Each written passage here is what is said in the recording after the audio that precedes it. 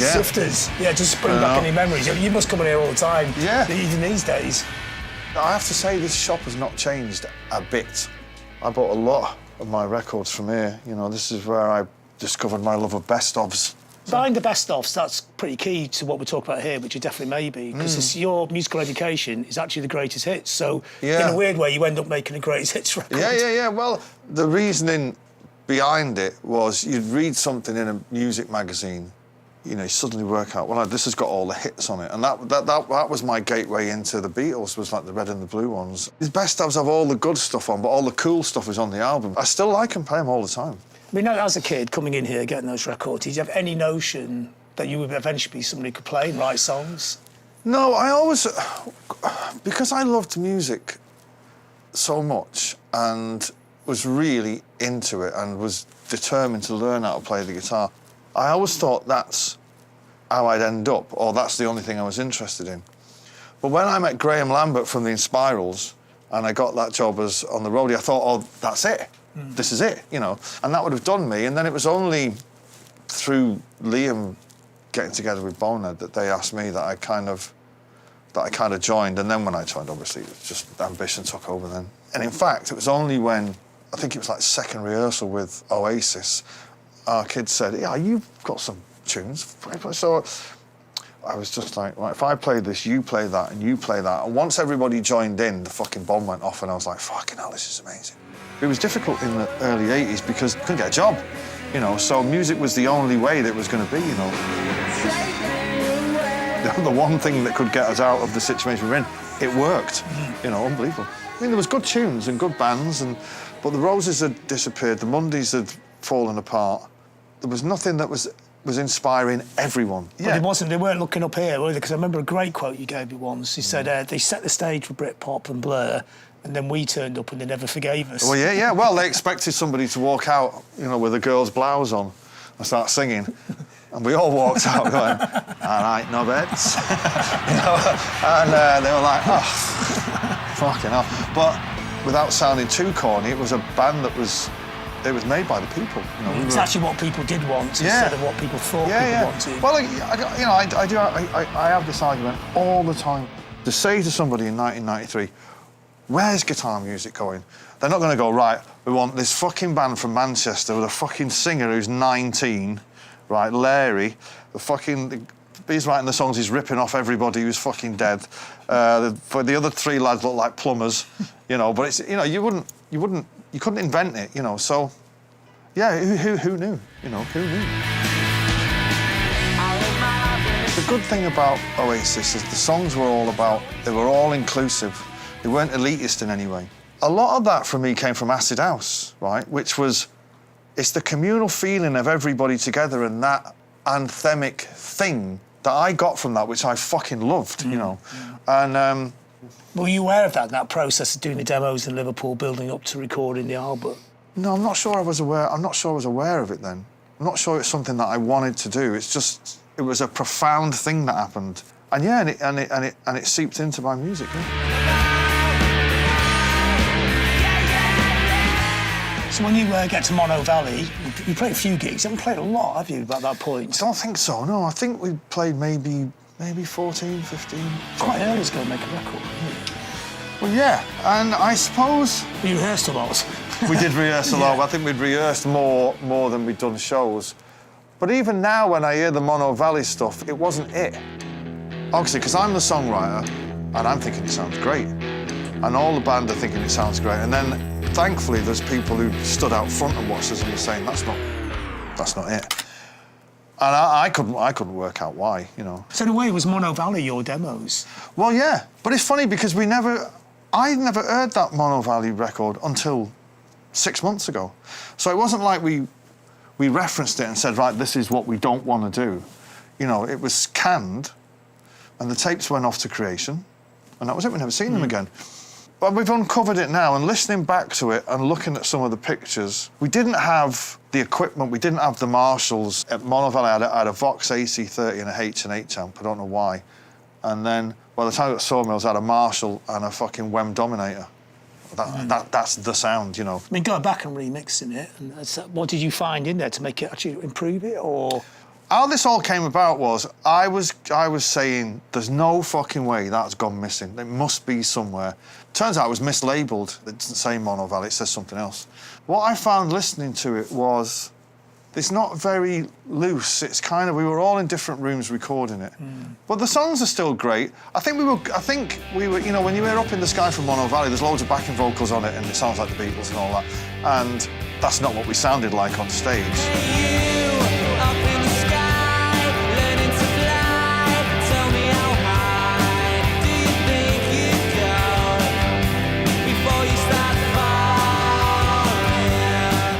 I think it's just a first attempt and then not really knowing what you do. It's like having sex for the first time. You know you've got to do it. So you're fumbling in the studio. Yeah, you're kind of like, was that any good? You know, were you happy? You know. I was reading, I think, Bonehead said that you get the bone to the track down, and then you just overdub mercilessly on top. Yeah. You know, when you make your first record, you're just like, how many channels are on this desk? It's like, there's 36. It's like, right, fucking hell, I've got another 34 guitar bits. We were just having fun, do you know what I mean? It's all there, it's just, it's missing that thing. And that thing was playing live together. It does seem crazy to have a rock and roll band not recording in a room together, because that is the magic, isn't it? I guess Dave Batchelor, that's the way he'd always done it. It's the 70s way, Yeah. So there was, as you've been in studios yourself, there's like, you know, the big room and then there's booths off the side and the drums are in the middle of the room and then your amp's in there and your amp's in there. Of course, that's how we thought records were made. Somebody's sending you to a studio with an adult, you know, and they're telling you what to do and all you've got to do is play the songs. But when you hear the Mono Valley stuff, it's not got a swagger to it. And it's then when you go onto the Sawmills, when you can see we've done another 20 gigs in between and we've arrived somewhere. It was too early to make that record. But I think McGee wanted to get it in and get it out because his famous quote was, I reckon if we can get this album out before the Stone Roses come back, we'll sell 50,000. He's half right. Yeah. And thank God McGee and Marcus, our manager, had the wherewithal to say, you can't put that out. And I remember being really frustrated at the time, thinking, I just want to get it out, you know. Thankfully, we eventually got it right. Is it my imagination, or have I finally found something worth living for? The Sawmills, you're all playing in the same room together, but how's that work? What's the dynamic? So we're in the room together. Liam is there's one booth in Sawmills, it's a vocal booth, so the rest of the band and the equipment is all in the same room. We knew all the songs backwards. As I remember, we did 3 takes, and then we sat and had a cup of tea, sat and listened to them and said, that's the one we're going to pick to overdub. So the outtakes from Sawmills on the new record, they haven't got any overdubs because we picked that version and that was it. And there's a great version of Cigarettes and Alcohol, which is just slightly a little bit slower, a bit more sludgy, and it's fascinating for fans.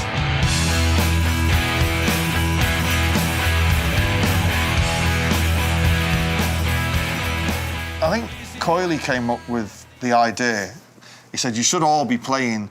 I think one of the original ideas was to play on stage and record it somewhere, do you know what I mean? That's too far the other way. Yeah. But I think it was Mark's idea. And he was our sound guy, and he was going to oversee it all, and that was it. The playing of the songs was easy. Yeah, in those outtakes, there's a few bum notes, and that's why the outtakes would have got ditched. And then there's a couple of songs they don't end in the right place, and there's a false start. But we had it pretty nailed, you know. The parts never really were worked on in the studio. We had them already, and then maybe I would fuck around and do whatever I would do to fill up the tracks, and then Owen, when he mixed it, binned it all. Yeah, well, this is the other part, isn't it? Because if it felt right in Sawmills, it still wasn't the right version, was it? Yeah, well, then we took it back to London to mix. We were mixing it in Olympic. Yeah. We were there, and then we went over to see McGee. We had, I think it was like Columbia and something else we had a cassette of it, and I thought this sounded great, right?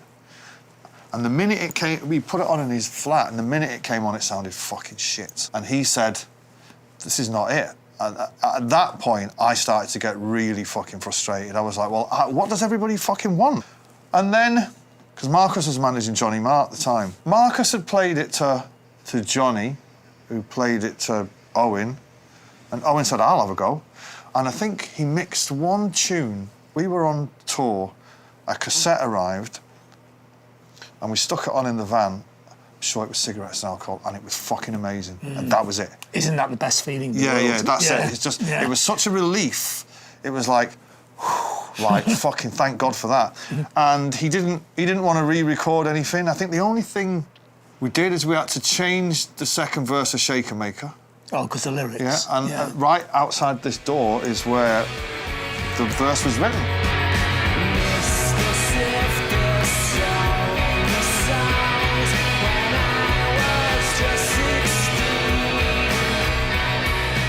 They'd been picked up and going to Johnny's house. Johnny had a little studio in his basement. We were going to do this fucking second verse, and of course, everyone was like, have you written the second verse? And I was like, don't worry about it. You've written the second verse. Don't worry about going out, getting fucking hammered. And then it come to the morning, have you written the second verse? And I was like, yes. And honestly, we stopped at the traffic lights there where those cars are stopped, and that's where the thing stops at the traffic lights, only when they're Blue green. plaque. Yeah, yeah, absolutely. People don't believe that, but that's what happened. I came up with it in the back of the car. Those off-the-cuff moments. They're the best. It's like great, aren't they? Yeah, you can't. If only you could fucking capture that shit in a bottle and. Well, that's what you did in the album.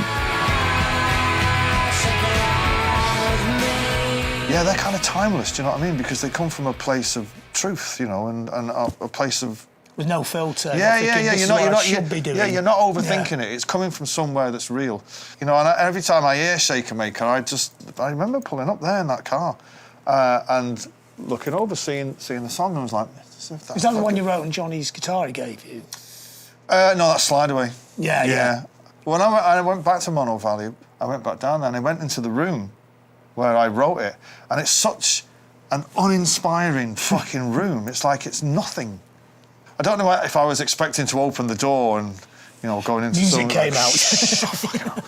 And, but yeah, he sent down this Les Paul because I didn't have one at the time, and yeah, just opened it and Slide Away came out. Yeah, it's just the first thing you played on it. The first thing I played. I mean, I played it, and then we demoed it in Mono Valley, and yeah, and that's the version that's on Definitely Maybe. You think that's because that's the one that survived. Well, it's another thing that I didn't realise.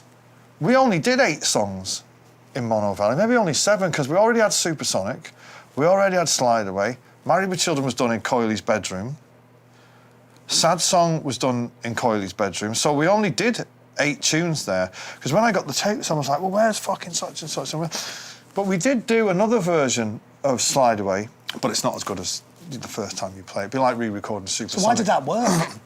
There's something in the air that night that's happening, and you know, you're not overthinking the song. It's like, right, it goes like this, you play that, I play that, right, let's go.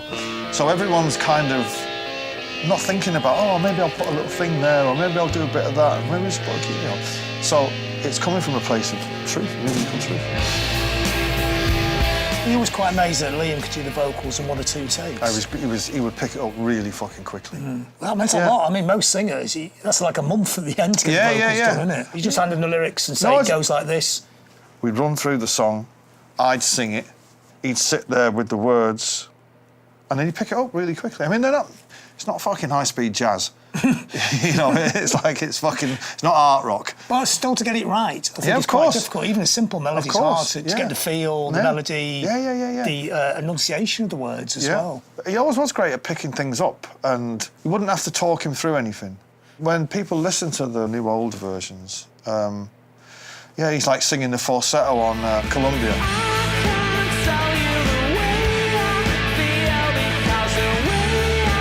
I don't think he ever sang the falsetto after the day he fucking sang it. Well, he's a brilliant singer. Yeah. He's one of the great rock and roll singers. He's got a great tone. What I always liked about it in the studio was you didn't have to fuck around with it. He would always want this John Lennon thing always. Oh, make it sound like They'd be like, you don't need it. You know, it's just like it's John Lennon didn't need it. Yeah, I know. And did you coach him at all? Was it you saying never. Lennon, Rotten, crossover? Did he just find it all himself? Alan McGee, I do remember the one night we were doing Cigarettes and Alcohol for I think it might have been in Manchester, in the radio station.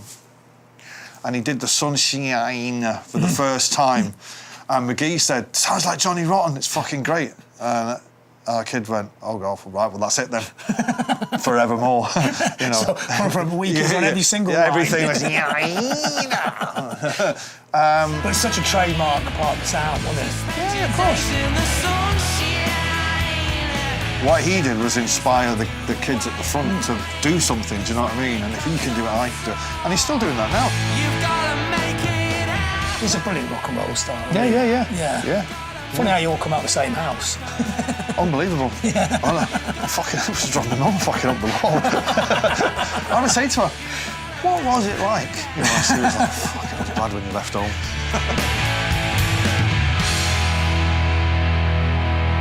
So was it your concept then to do the empty room? My idea was shoot the empty studios because the ghosts of the past are in there, do you know what I mean?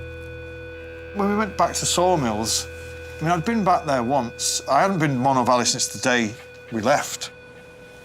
And I can vividly remember being in Sawmills and where I was stood and where my amps were set up and all that. Is it still a studio, Sawmill? Yeah, the mixing desk is still in there, yeah. I was saying to the guy, the studio said, yeah, we had a Japanese band here weeks ago. And I said, what were they doing? He said, they were doing Definitely Maybe. They beat you to it. Yeah, they were just fucking come and re-record. You can't get the mix right. Yeah, he said, oh, we get loads of bands down here. All they do is re-recording your stuff. I'm like, fucking hell. So what was it like? Did you get a little kind of weird little shiver when you went back in there? Not really. It's good to go back and think, you know, because now you're in state-of-the-art studios and fucking that. It's real basic fucking shit. It's tiny studio. It's not even... The live room's not even as big as this, you know, it's small. So it was good to go back and go, fucking hell, you know. And it's funny because what we were saying before about recording in the same room together, we've tried that. And I've tried that with I Flying Birds, and Oasis tried it. And it never just sounded... And it's just the songs... You know, we tried to do it with Morning Glory. And the only thing we did live in the room together was roll with it. And after that, it didn't work. The songs had become a bit more complicated. So, yeah, it was just that moment in time where it was, you know, we're going to do Small room, but the right songs. I think... Yeah, and you're still a garage band. Yeah, I think the right songs are the key, you know, and... Yeah, and it's like a 1, 2, 3, 4, head down, fucking off you go, you know. And listening to the masters, you know, you put up any mic on the drum kit and you can hear the entire band. You know, that's the sound. And you go right back to that moment in time. Yeah. I was expecting there to be a lot of studio chat, and I was thinking this is going to be great for fans. We're going to be talking off. None of it. We were very fucking... You listen to the tapes and it's silent. You can hear Mark Coyle saying, right, we're rolling. Oh, it's rolling. It was very, very professional, and we were just banging it out. I mean, you know, we didn't have a lot of time, and it was the second time we did it, so we were there not to fuck around.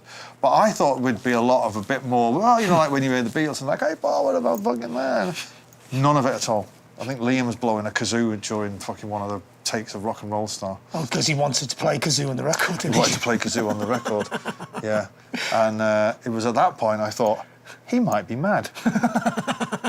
Yeah, you need a little bit of madness. There's a bit at the end where it goes to the down, down, down. He kept going.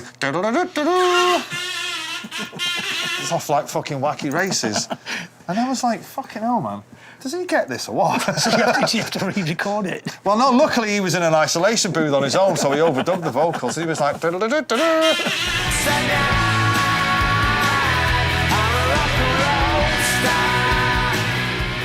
how did you decide who sang which song? I didn't fancy it at the beginning. I'd like to think I was clever enough to say we should have 2 frontmen, but I wasn't. But in hindsight, it was fucking great. How it would work would be he would sing them all, and then I'd be like, maybe not getting that one. Maybe I'll try that one. I mean, do you think your voice brings a different flavour to the song? Of course. Yeah. One of the great things about Oasis gigs would be after 40 minutes, it would all kind of calm down, and I'd sing Talk Tonight and Half the World Away. And they're no lesser songs. You know, they're fucking amazing songs, and they're communal anthems. Everybody would take a breath. But I want to talk tonight until the morning light. And then you go again, you know, so... They're harder to do. Yeah, from a massive audience who just want to yeah. riot. Well, I used to balk at playing an acoustic guitar. We never did Wonderwall with an acoustic guitar because I just thought, I'm not playing it in a fucking field. It's ridiculous. You know? And in fact, not playing it is ridiculous. Yeah, you know. Yeah. And. Do you think your voice brings a sensitivity to the songs or a different kind of sensitivity? Well, it's got something else. I think it's a bit more. If songs were drinks, right? Liam's is a shot of tequila, right, and mine's half a Guinness. Right, mine's half a Guinness on a Tuesday. Yeah. It's all right. Liam's is 10 shots of tequila on a fucking Friday night. And you should never mix those two. No. No.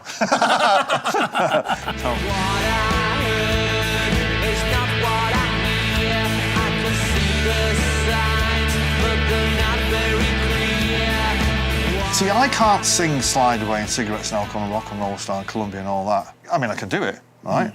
But it's not the same. He adds something to it. Yeah, well, yes. It's the delivery or the tone of his voice and the attitude. I don't have the same attitude as him. The only time we ever had a thing was when we were doing Morning Glory and it was Wonderwall and Don't Look Back in Anger, and I said, I'm singing one of them. You take your pick. And he hated Wonderwall. I wanted to sing Don't Look Back in Anger, but then someone from Creation came down and said, that's going to be a worldwide hit. And he went, I do like it, actually. I think I do like it. I think and also you got that the right way round. Of course, of course. So that's his creativity, sort of adding something into what... Well, isn't it? Well, the voice is an instrument. And it's the same thing with the Bee Gees. When you get two brothers singing together, it's something that you can't... It's unique, you know. Yeah, back in the early 90s, it's fucking amazing. You know, amazing. If you don't get yours, I won't get mine as well.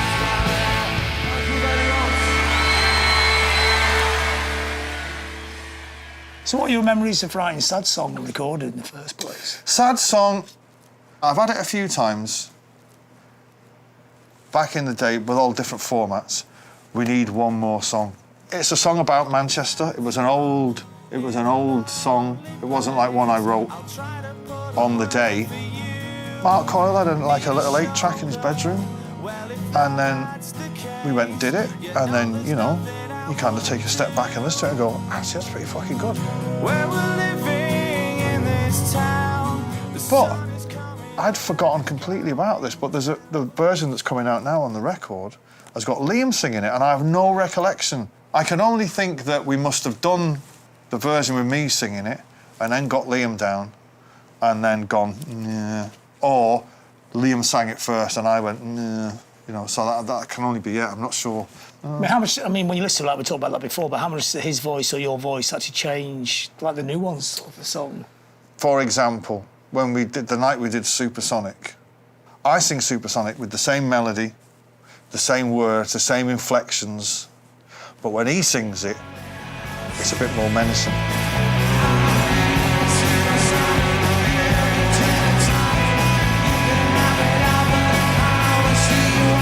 I think one of the great things about that period of Oasis was there was these uplifting tunes with almost romantic lyrics, but with a really menacing fucking delivery, do you know what I mean? I think it was like that kind of thing what made it special.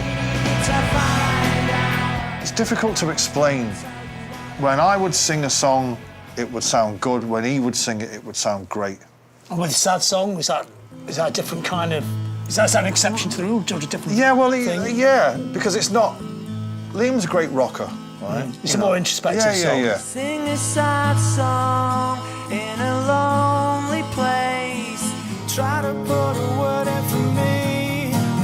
It's been so long since I found a space. You better put in 2 or 3. My strength was always a bit less of the big production, more kind of laid back. Our heads are firmly fixed in the ground. On the B-side of Supersonic, I had that song Take Me Away. He was like, he wouldn't sing acoustic songs. He fucking just wasn't having it. He sings at 10. He sings between 9 and 10 all the fucking time. You know, which in the case of definitely maybe that's what you want. I'm feeling supersonic.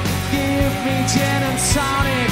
You can have it all, but how much do you want it? You make me laugh. But after definitely maybe you start playing out in Europe, And what was that like, the initial reaction? You know, you're playing around England and you're singing in your own language and all that, and people that you relate to and relate to you. And then you're going to Paris and everyone's getting it, you know what I mean? But it's when we got to Japan, cigarettes and alcohol. Really? The kids hang out in parks drinking cider in Tokyo? I don't know. But again, it's got to be the melodies or something. There's just something, I don't know. Looking back on it now, and even in America, do you know what I mean? It's like we hit it off pretty quickly. It's got to be magic. That's all it can be. You can't say, well, it's because of... We never had a particularly big hit in America until Wonderwall. We never had a big hit in Europe. People were coming to us. We weren't ramming it down people's throats. So it has to be the music. It just has to be. It's gone through the generations, hasn't it? Yeah. Are you kind of aware that somehow, despite what the press like to say, that Oasis actually a band that's relevant to 14, 15-year-old now? Well, there was a point, I think it was like 2005, is when I first noticed it. And we walked out on stage and I was like, fuck, holy shit, it's all kids. They're getting passed down from the big brother, from their uncle, do you know what I mean? Obviously, you can't see the band anymore. I suppose there's YouTube and all that. But the songs are timeless, and they deal with universal truths. Cigarettes and alcohol applies to every young kid, even now, do you know what I mean? Most of the songs that I sing from the Oasis catalogue are all B-sides or album tracks, and fucking hell, the place goes mental.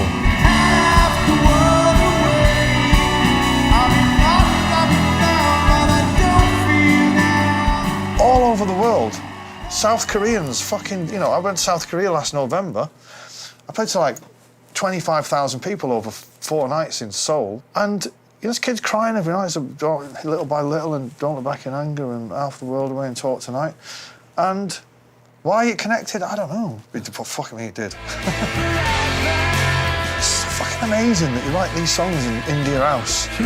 You know, and 25 years later, you're walking out to a sold-out 90,000, and they know all the words. It's like, isn't music just the fucking most incredible thing? I always used to say to journalists, how do you sum up Oasis? And I'd always say, let it go away first and I'll be able to think about it and I'll be able to sum it up. I still can't. Whoever threw the ingredient in the fucking mix that split the atom, that's it.